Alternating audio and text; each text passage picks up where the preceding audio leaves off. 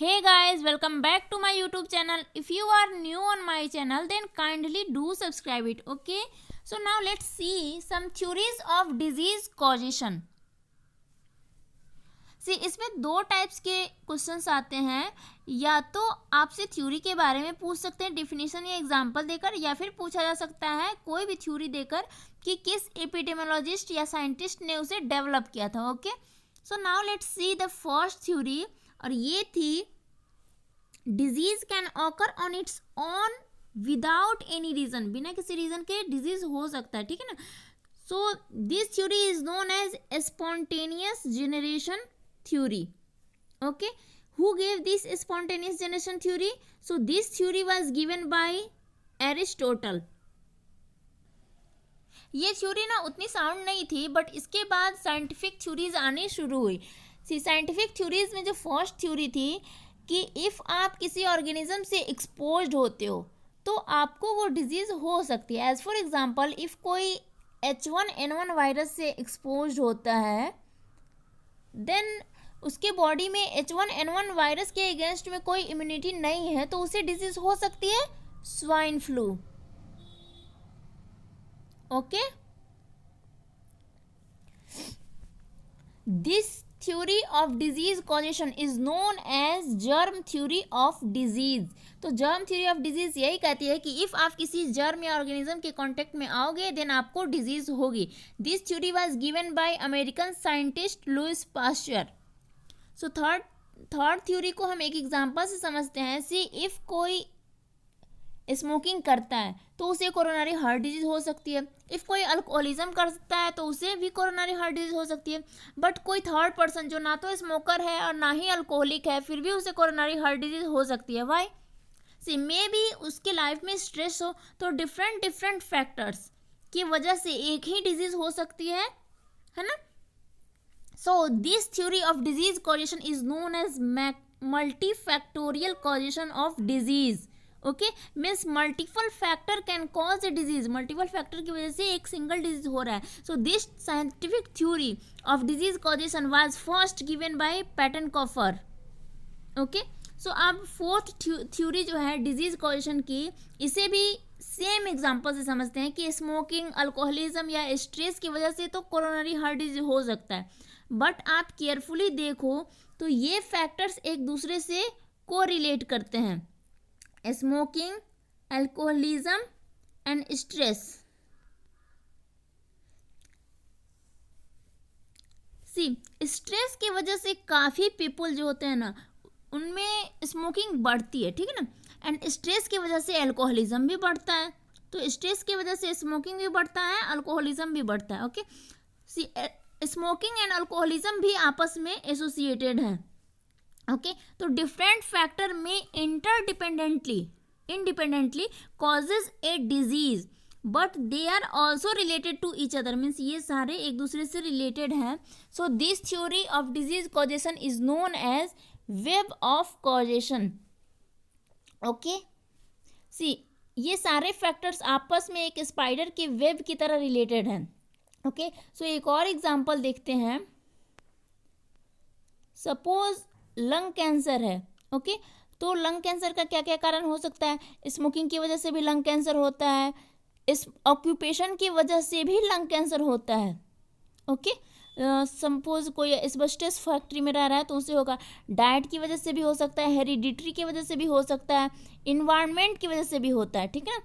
तो इन्वायरमेंट की वजह से लंग कैंसर भी होता है, और इन्वायरमेंट जो है वो ऑक्यूपेशन की वजह से भी होता है ना.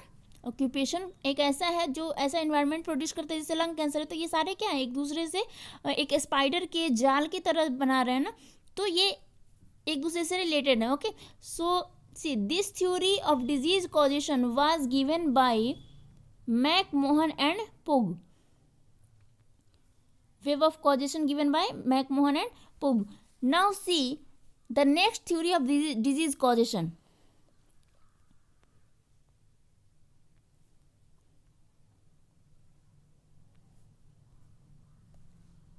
इफ आप इस डायग्राम को देखो तो ये एक डिजीज कॉजेशन की थ्योरी को ही सपोर्ट करता है. Okay, see this theory of disease causation is known as epidemiological triad.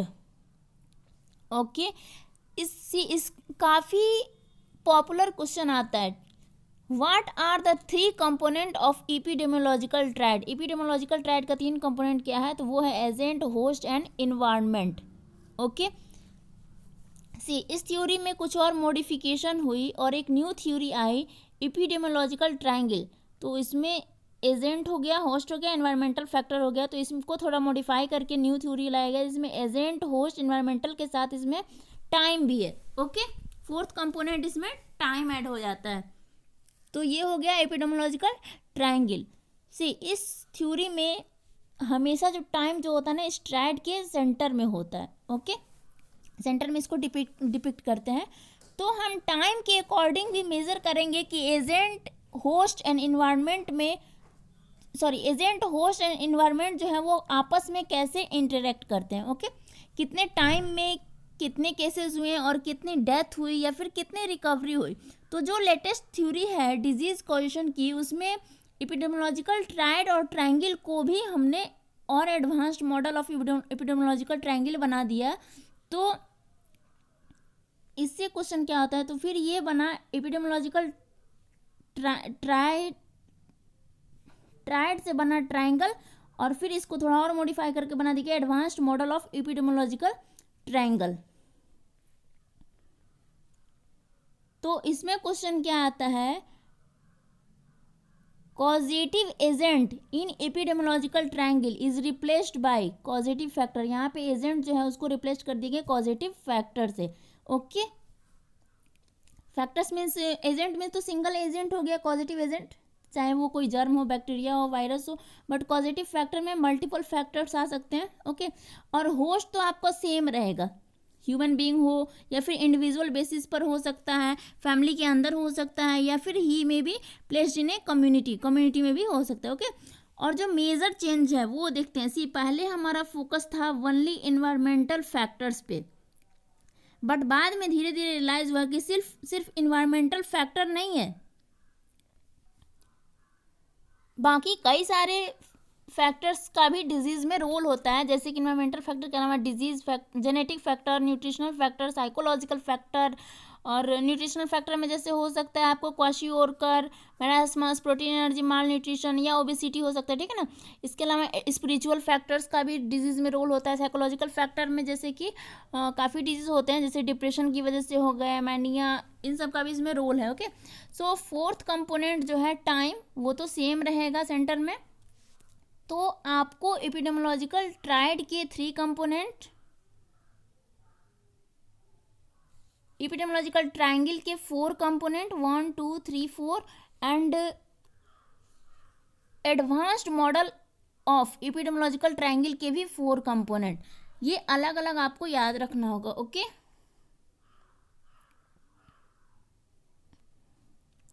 Now see बिंग्स model of disease causation.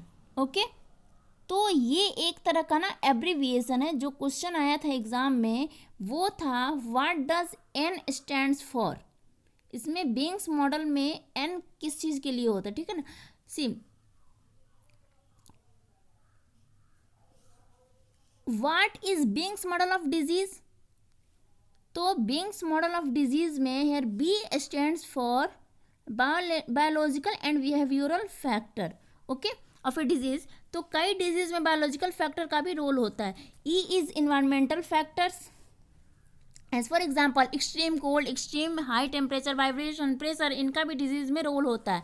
या फिर वेक्टर बॉर्न डिजीज भी इन्वायरमेंट के थ्रू एक बड़ा सा रोल प्ले करता है। Okay, I is immunological factor, if किसी ने कोई वैक्सीन ली है या इम्यूनोग्लोबुलिन जो है वो लिया है, या फिर उसको पहले से ऐसी डिजीज़ हो चुकी है जिससे उसको इम्यूनिटी मिल चुकी है, ठीक है ना। तो इम्यूनोलॉजिकल फैक्टर का भी डिजीज़ के ऑकरेंस में काफ़ी रोल होता है। एन इज न्यूट्रिशनल फैक्टर, जैसे कि माल न्यूट्रिशन, क्वाशियोरकर, मैरास्मस, कई सारे डिजीज हैं जो न्यूट्रिशनल फैक्टर से रिलेटेड हैं।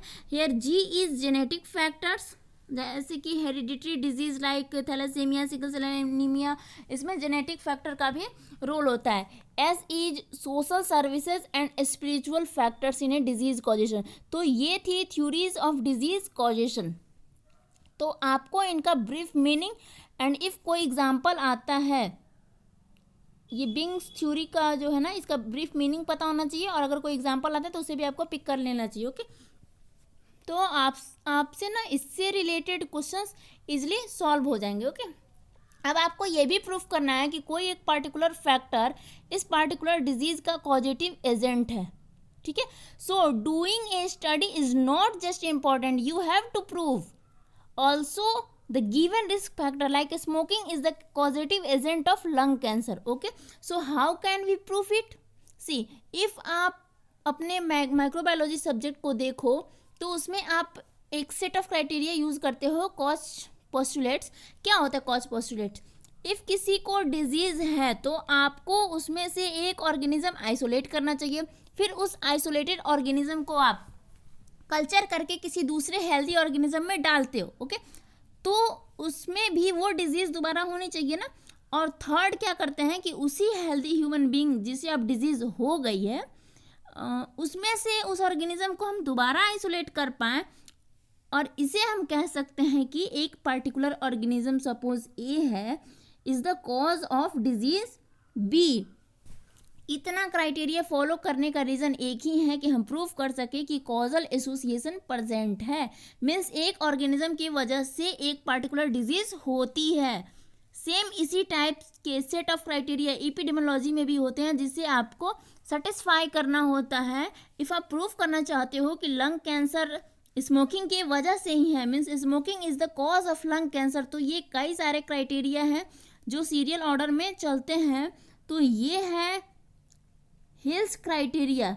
इसका दूसरा नाम है hills criteria of causal association, इसका दूसरा नाम है surgeons general criteria. So first criterion है टेम्पोरलिटी. सी, टेम्पोरलिटी का मतलब है cause precedes effect, means cause पहले होगा, इफेक्ट जो होगा उसका बाद में होगा. तो ये तो ऐसे ही होता है ना कि कॉज के बाद ही इफेक्ट दिखता है, बट जब आप इसे एस्टेब्लिश कर पाते हो एपिडेमियोलॉजी में, then we can say temporality or temporal association has been established. So best study जो वो है जो टेम्पोरलिटी को इस्टेब्लिश करता है. ओके, तो वो कौन सा होगा बेस्ट स्टडी जो टेम्पोरलिटी को इस्टेब्लिश करता है? तो वो है cohort study, best established by cohort study. Okay, and या temporality is the most important criterion of causal association. Okay, तो ये आपको याद रखना, आपके एमसीक्यू में आता है कि most important criterion of temporal association कौन सा होगा, कॉजल एसोसिएशन, तो वो होगा आपको टेम्पोरलिटी.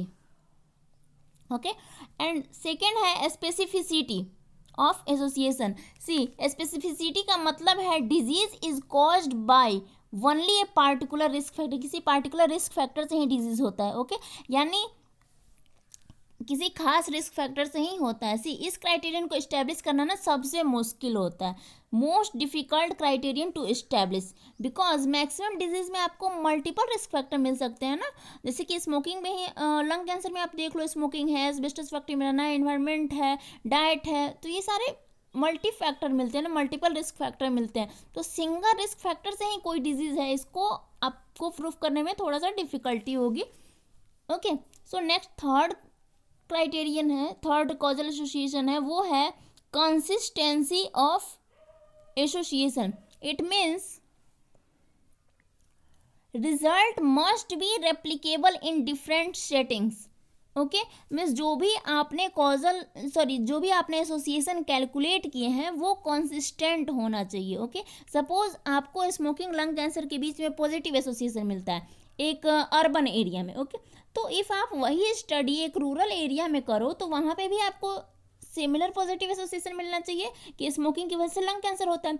इफ़ आपको रूरल एरिया में वो पॉजिटिव एसोसिएशन नहीं मिलता है स्मोकिंग और लंग कैंसर के बीच में, तो इसका मतलब है कि स्मोकिंग की वजह से लंग कैंसर नहीं है, लंग कैंसर किसी और फैक्टर के से एसोसिएटेड है जो कि सिर्फ अर्बन एरिया में प्रेजेंट है, रूरल एरिया में प्रेजेंट नहीं है.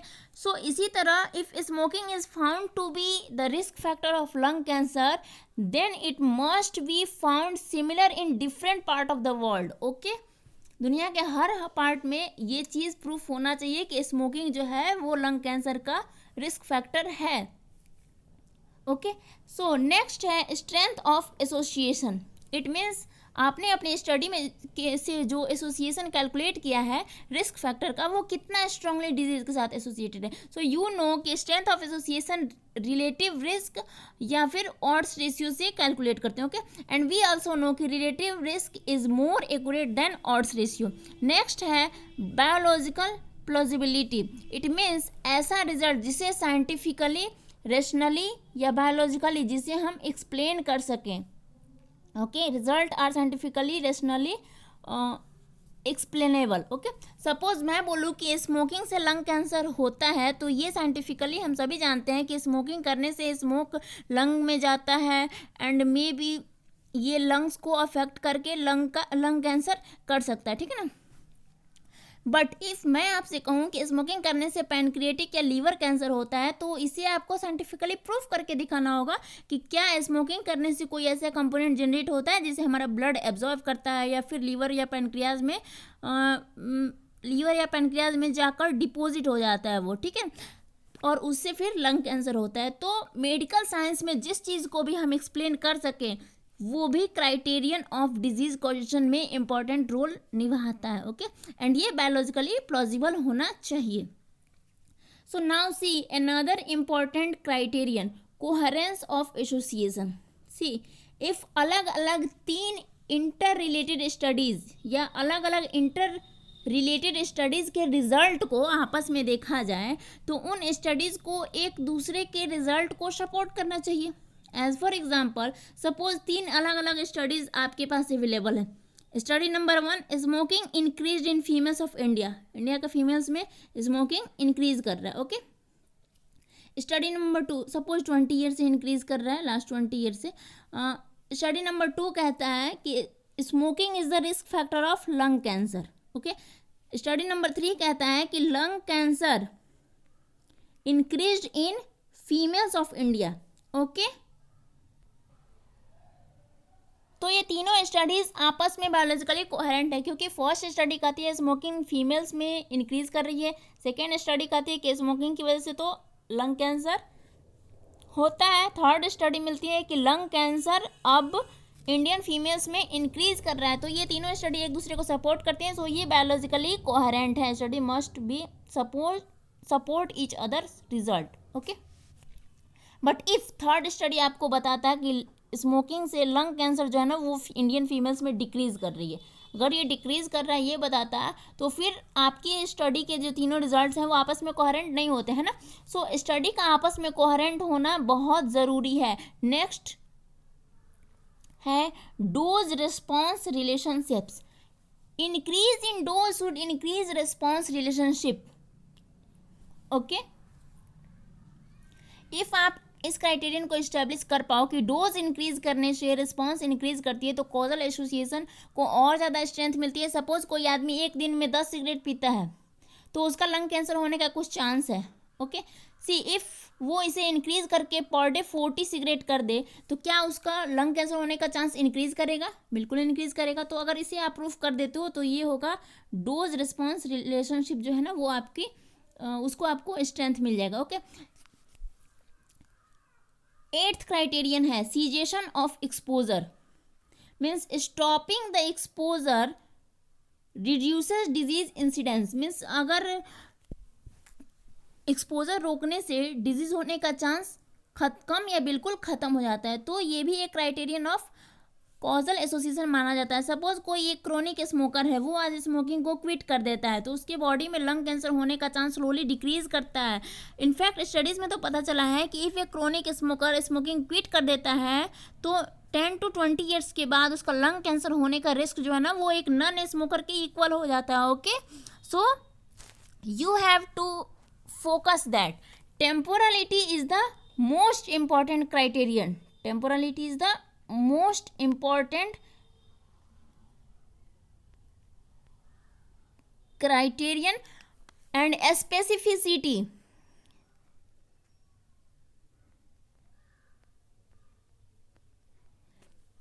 is the weakest criterion because it is the most difficult to establish criterion. Specificity is most difficult to establish, okay, in the causal association. So in the next video we will discuss about tools of measurement in epidemiology. Okay, thank you.